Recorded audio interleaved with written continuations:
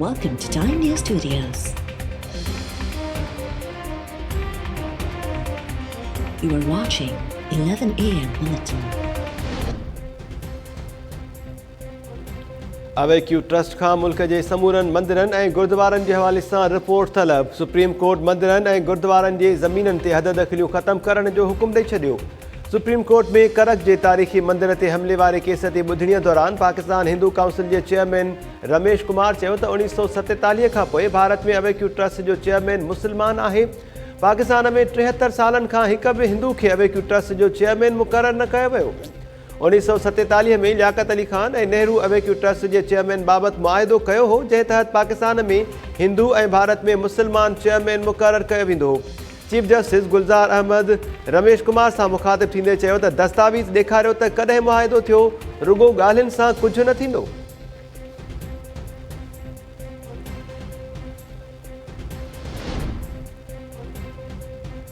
करक में तारीख़ी मंदिर जे भरिसां पुलिस चौकी क़ाइमु हुजण बावजूदि वाक़ियो पेश आयो। मंदिर ते एतिरा माण्हू गॾु थिया त इंटेलिजेंस एजेंसीज़ छा करे रहियूं हुयूं। सुप्रीम कोर्ट जो करक में मंदिर खे बाहि ॾियण वारे केस ते ॿुधणीअ दौरान IG KP खां पुछाणो। IG KP अदालत खे ब्रीफिंग ॾींदे चयो त वाक़े वारे ॾींहुं इन जाइ ते JUP जो इज्तिमा हो। मौलाना फज़लुर रहमान इज्तिमा खे स्पॉन्सर कयो। 6 आलिमनि मां रुगो मौलवी शरीफ़ माण्हुनि खे भड़कायो।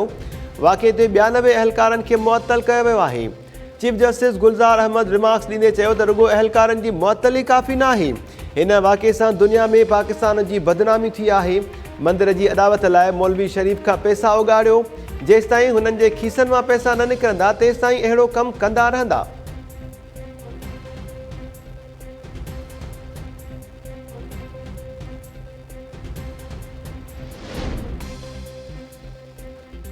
मुल्क में कातिल वायरस कोरोना वधीक 59 माण्हुनि खां हयातियूं खसे वरितियूं। 1947 नवां केसिस ज़ाहिर। National command and operation centre मूजिबि मुल्क में कोरोना सबबि फौत थियलनि जो अंगु 10,409 ऐं एक्टिव केसिस जो अंगु 35,707 थी वियो।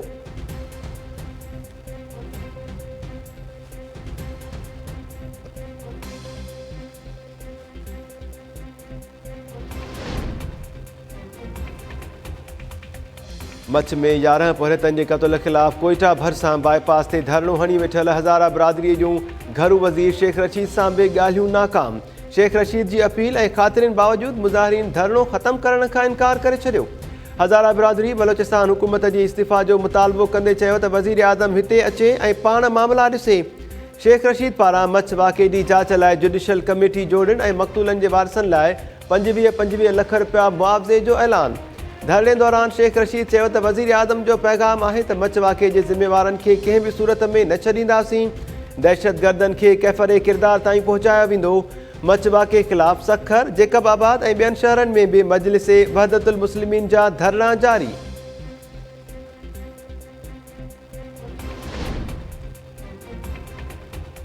दुआ मंगी अगवा केस में मुलविस जवाबदार फयाज़ सोलंगी ज़मानत लाइ सिंध हाई कोर्ट सां राब्तो करे वरितो। अदालत प्रोसिक्यूटर ऐं जांच ऑफिसर खे केस जो रिकॉर्ड पेश करण जो हुकुम ॾेई छॾियो।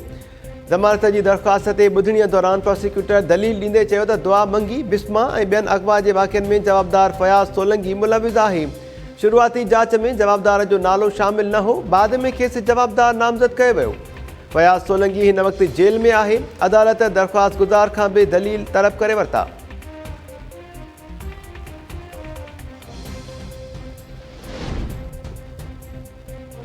दादू पुलिस ऐं इस्पताल इंतज़ामिया नौजवान जावेद पहोड़ जे फौत थियण वारे वाक़े ते अदालती हुकुमनि खे नज़रअंदाज़ करे छॾियो। नौजवान जे वारिसनि ऐं डॉक्टर्स जरगे दौरान मामिलो लय मिटी करण जो इंकिशाफ। ज़रियनि जो चवणु आहे त बाअसर शख़्सियत जी चाकड़ीअ सां थियल जरगे में मरीज़ जे फौत थियण जो ज़िम्मेवार डॉक्टर न्याज़ चनो करार ॾिनो वियो। डॉक्टर आसिफ रज़ा मलकाणी ऐं अतीकुर रहमान जावरी खे आजो करार ॾिनो वियो। जरगे में ज़िम्मेवार डॉक्टर न्याज़ चनो मथां 10 लख रुपया ॾंड मुक़ररु।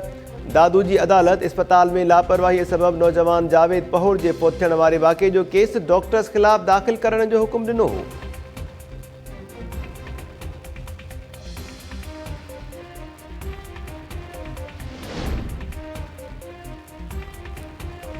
नवाबशाह में कार इल्ज़ाम हेठि पीउ पंहिंजी न्याणीअ खे कातीअ सां कुही क़तल करे छॾियो। स्विगेस स्टॉप वटि गुलाम सरवर भट्टी पंहिंजी 17 वरनि जी न्याणी कौसर फरज़ाना खे क़त्ल कयो। जवाबदार गिरफ़्तार।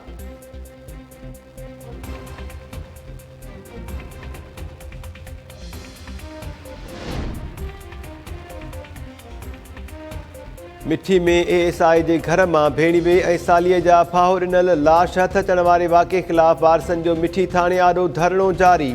SSP थरपारकर सरदार हसन न्याज़ी जूं थाणे अंदरि मुज़ाहिरीन सां ॻाल्हियूं नाकाम। SSP मुज़ाहिरीन खे चयो त पोस्टमार्टम में ख़ुदकुशीअ जी तस्दीक थी आहे। जांच बाद ASI गुल मोहम्मद सांद ते केस दाख़िल कयो वेंदो। नौजवान डूंगर ऐं नारी पभिका मेघवार जे वारिसनि मुतालबो कयो त क़त्ल केस दाख़िल करण बाद इंक्वायरी शुरू कई वञे। ॿी सूरत में धरणो जारी रहंदो। मुज़ाहिरीन सां ॻाल्हियूं नाकाम थियण बाद SSP वापसि रवानो थी वियो।